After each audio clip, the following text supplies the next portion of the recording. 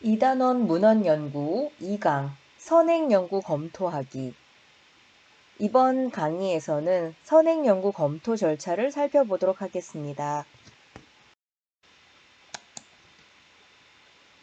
문헌연구는 탐구 주제와 관련하여 이미 연구된 여러 가지 문헌을 살펴보는 것이기 때문에 선행연구 검토가 곧 과제 탐구 과정이라고 할 수 있습니다.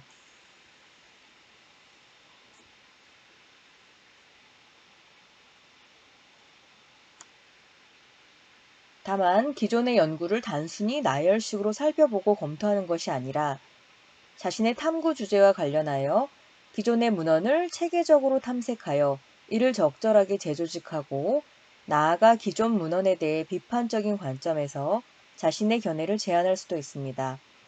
따라서 선행연구 검토를 어떻게 하느냐는 문헌 연구에서 핵심이면서 가장 중요한 절차라고 할 수 있습니다. 그렇다면 선행 연구를 검토하는 절차를 살펴보도록 하겠습니다. 선행 연구 검토는 먼저 탐구 주제에 대한 주요 단어를 나열해 봄으로써 중심 단어를 찾는 것에서부터 시작합니다. 중심 단어를 검색하여 내용을 살펴본 후 연관된 단어를 재검색하면서 탐색해 나갑니다.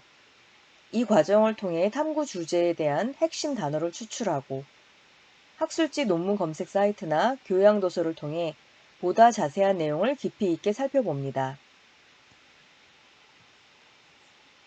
이때 인터넷 서점의 검색 기능을 활용하여 핵심 단어를 검색하여 관련 도서를 찾도록 합니다.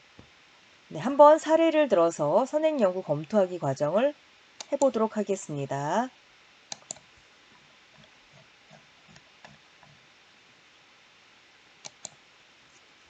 복소수의 시각적 표현은 어떻게 발전되었는가? 라는 탐구 문제를 탐구하기 위해서 먼저 인터넷에서 단어 중심으로 검색을 합니다. 어떤 단어를 검색할 수 있을까요? 위 탐구 문제에 대한 관련 단어로 복소수, 복소수의 역사, 복소수의 시각화 등을 둘 수 있습니다. 이 단어를 인터넷 포털 사이트에서 검색해 봅니다. 네이버 지식백과나 네이버, 구글 등에서 관련 자료를 검색해 봅니다.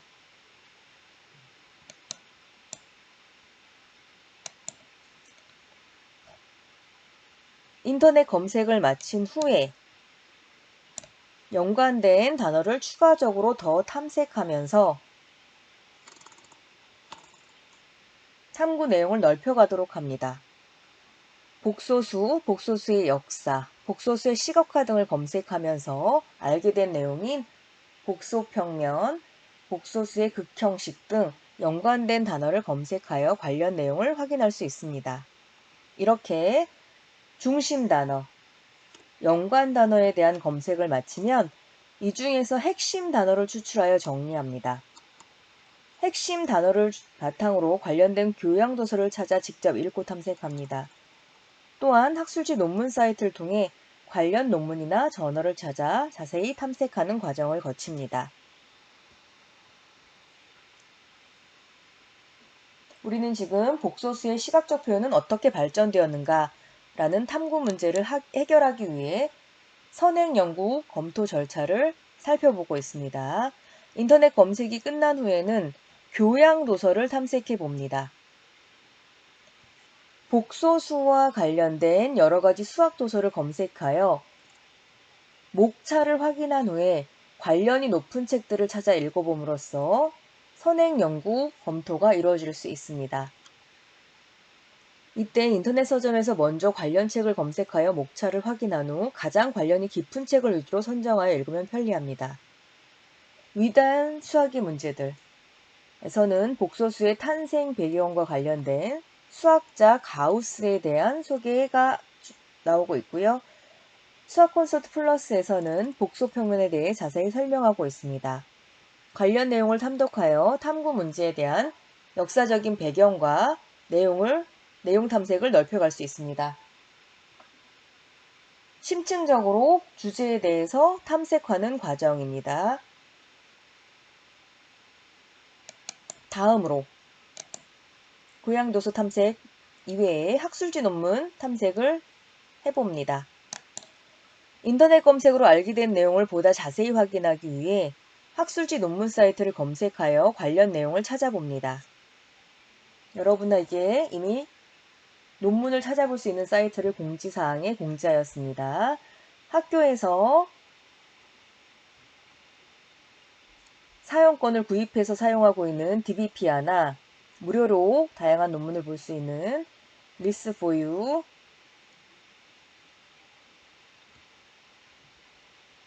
에서 논문을 검색하실 수 있습니다. 지금은 List4U 한국학술정보원 사이트 학술연구정보서비스에서 복소수의 역사에 대해 검색한 결과가 나옵니다. 네, 밑에 나오는 그림입니다. 복소수의 역사와 관련하여 검색된 논문의 제목을 보고 탐구 주제와 관련이 있을 것 같은 논문을 골라 원문 보기를 클릭하면 논문의 내용을 자세히 확인할 수 있습니다. 그러면 우리는 논문 검색 사이트로 들어가서 논문을 하나 찾아서 읽어보는 시간을 갖도록 하겠습니다. 복소수의 시각적 표현은 어떻게 발전되었는가 라는 탐구 주제와 관련해서 예제로 나와 있는 논문을 한번 검색해서 살펴보도록 하겠습니다. 학술지 논문에 실린 정다각형을 이용한 복소수의 지도 방안 이라는 논문을 찾아서 읽어볼 예정입니다. 이 논문에서는 정삼각형과 정육각형으로 표현되는 두 방정식의 해를 복소평면에 나타냄으로써 복소수를 시각화할 수 있음을 보여준다고 합니다. 복소수를 시각화하는 방법에 대한 논문을 한 편 읽어보도록 하겠습니다. 학술정보서비스 list4u.net 들어가시고 우리가 찾으려고 하는 논문을 검색해 보겠습니다. 정다각형을 이용한 복소수의 지도 방안.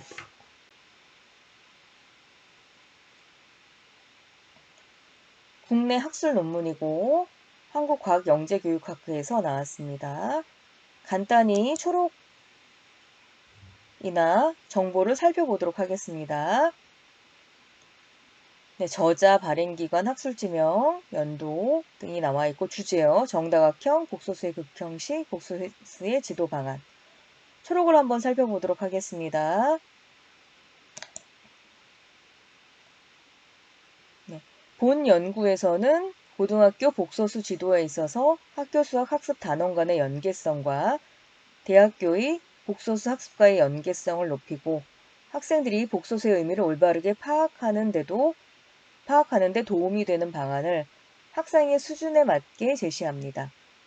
정다각형을 활용하여 복소수 방정식의 해를 확인하고 대학에서 다루는 대수학의 기본 정리를 귀납적으로 확인하도록 합니다. 또한 대학에서 다루는 복소수의 극형식 등을 도입하여 고등학교 1학년 단계에서 복소수 단원과 삼각함수 단원 간의 연계성을 높이고 대학에서 배우는 복소수의 중요한 성질을 다룹니다. 원문을 한번 보겠습니다. 먼저 복소평면과 극형식의 개념에 대해 살펴보겠습니다.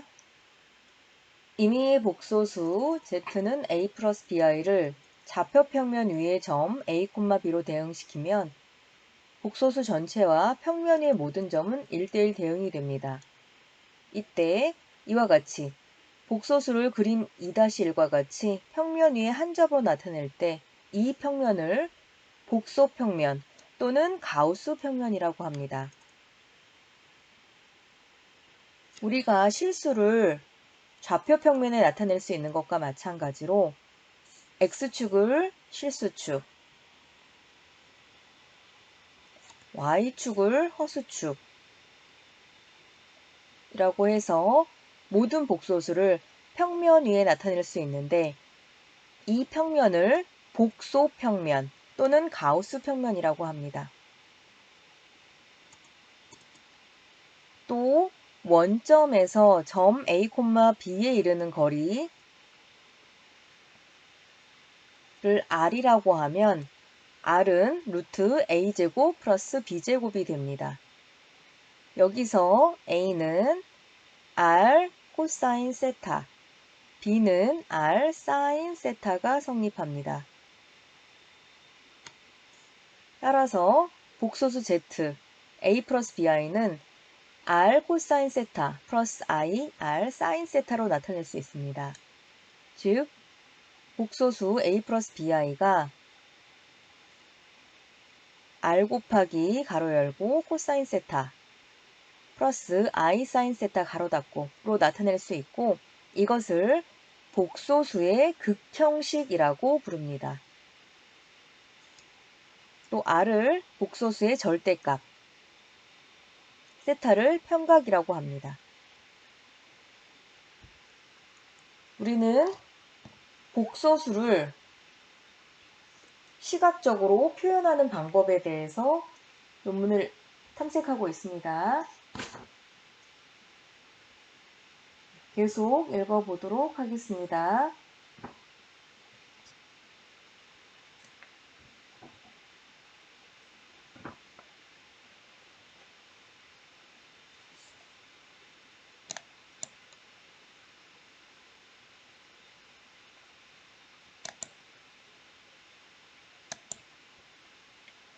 복소평면에서 z의 n제곱은 1의 해를 확인해 보도록 하겠습니다.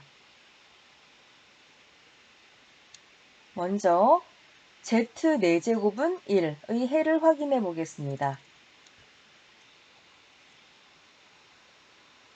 좌표평면에 원점을 중심으로 단위원을 그립니다. 반지름이 1인 원을 그립니다.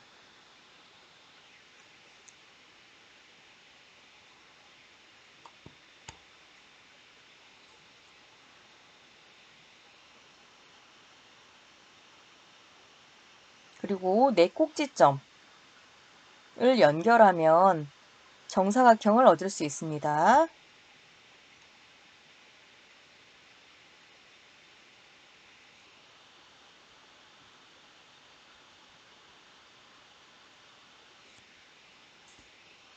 정사각형의 네 꼭지점 1,0, 0,1,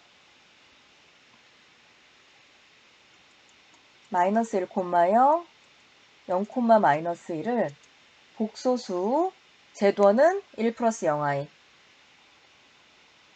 z2는 0 플러스 i, z3는 마이너스 1 플러스 0i, z4는 0 마이너스 i라고 하고 계산을 해보겠습니다. z1은 1입니다. z1의 제곱은 1을 제곱하니까 1이 나옵니다. 즉 z1이 됩니다. z1의 세제곱은 z1의 제곱에 z1을 곱한 거기 때문에 1 곱하기 z1, 1 곱하기 1은 1이 나옵니다. z1의 4제곱은 z1의 세제곱에 z1을 곱한 거기 때문에 역시 z1이 나옵니다. z1의 5제곱도 z1이 나옵니다. 이번에는 z2를 거듭 제곱해 보도록 하겠습니다. z2는 i입니다. z2를 제곱을 하면 i의 제곱이기 때문에 마이너스 1, 즉 z3가 나옵니다. z2의 세제곱은 z2의 제곱에 또 z2이기 때문에 마이너스 1 곱하기 i는 마이너스 i, 즉 z4가 나옵니다. z2의 4제곱은 z2의 세제곱에 z2가 곱해진 거기 때문에 마이너스 1 곱하기 마이너스 i 곱하기 i를 하면 1이 나옵니다. 즉 z1이 나옵니다. z1의 4제곱은 z1 나왔고 z2의 4제곱도 z1이 나오고 있습니다. z2의 5제곱은 z2의 4제곱에 z2를 곱한 거기 때문에 1 곱하기 i는 i, 즉 2가 나옵니다. 이번에는 Z3. Z3는 마이너스 1 플러스 0i입니다.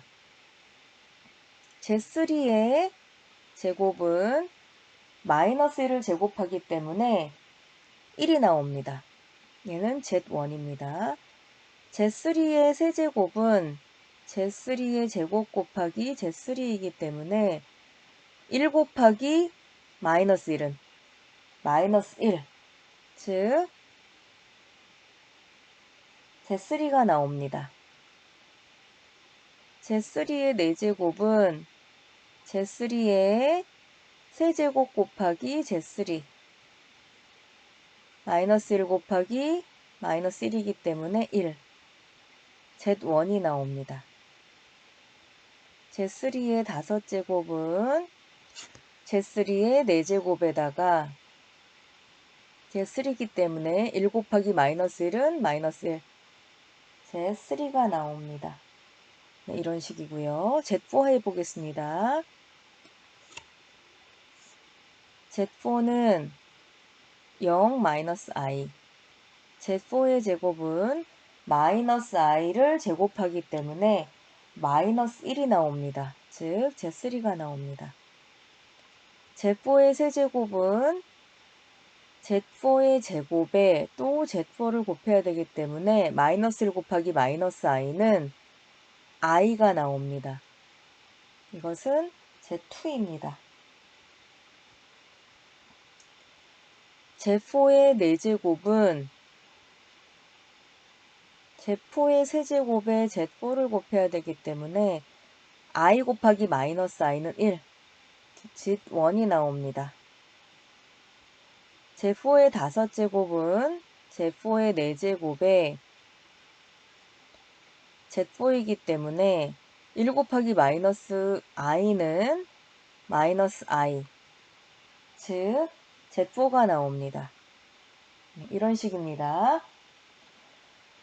이렇게 복소수를 거듭 제곱하면 일정한 수 Z1, Z2, Z3, Z4가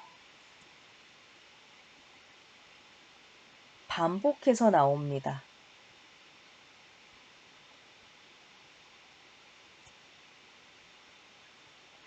네, 주어진 복소수를 거듭 제곱하면 Z1, Z2, Z3, Z4를 거듭 제곱하면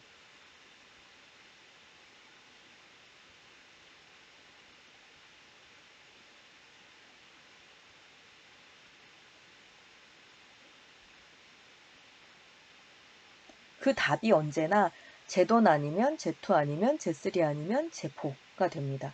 또 주목할 건 Z1의 4제곱은 1, Z2의 4제곱도 1, Z3의 4제곱도 1, Z4의 4제곱도 1이 됩니다. 따라서 Z1, Z2 따라서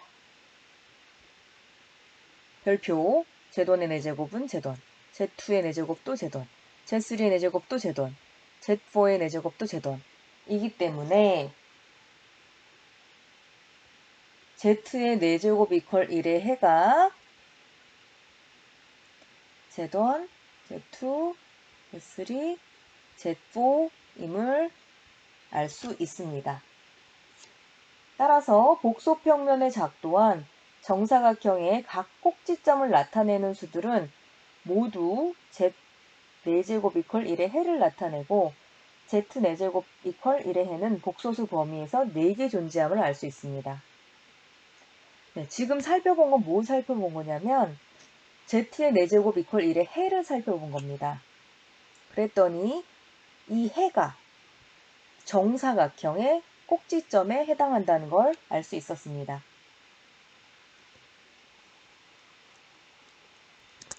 다음으로 복소수 Z3제곱 이퀄 1의 해를 알아보도록 하겠습니다.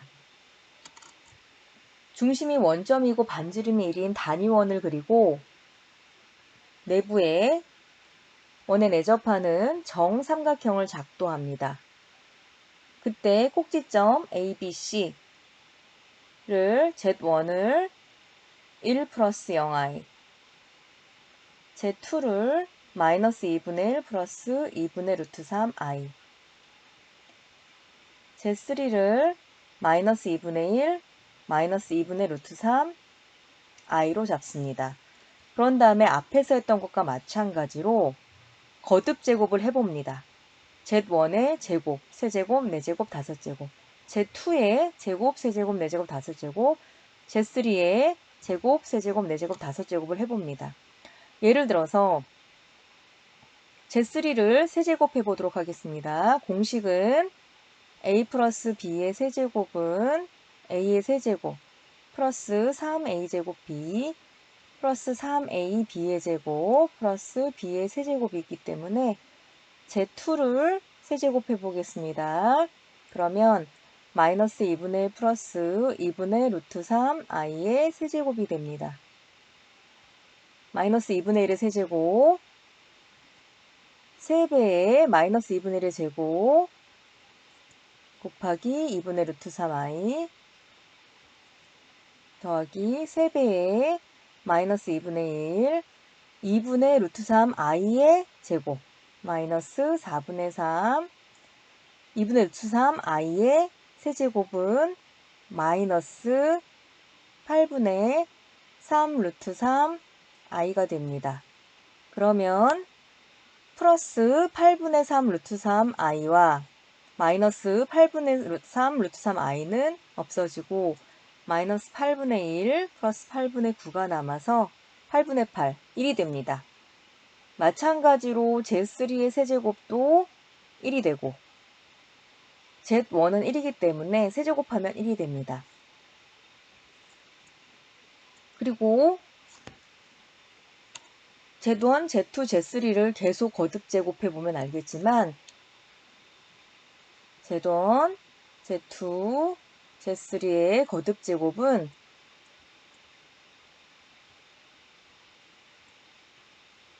이들 중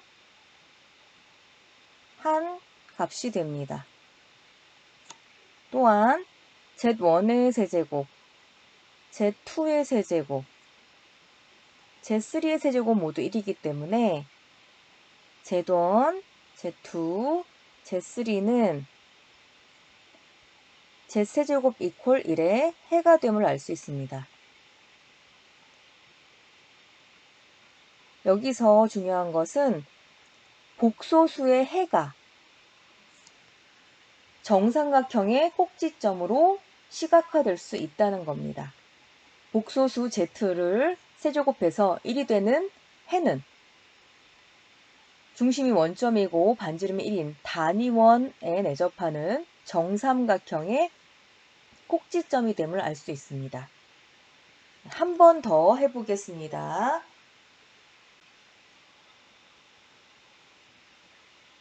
세 번째로 Z의 6제곱 이퀄 1의 해를 찾아보도록 하겠습니다. 중심이 원점이고 반지름이 1인 단위원을 그리고 단위원에 내접하는 정육각형을 작도합니다. 이때 정육각형의 각 꼭지점을 Z1은 1 플러스 0i, Z2는 2분의 1 플러스 2분의 루트 3i, Z3를 마이너스 2분의 1 플러스 2분의 루트 3i, Z4를 마이너스 1 플러스 0i, Z5를 마이너스 2분의 1 마이너스 2분의 루트 3i, Z6를 2분의 1 마이너스 2분의 루트 3i라고 하면 거듭 제곱을 하시면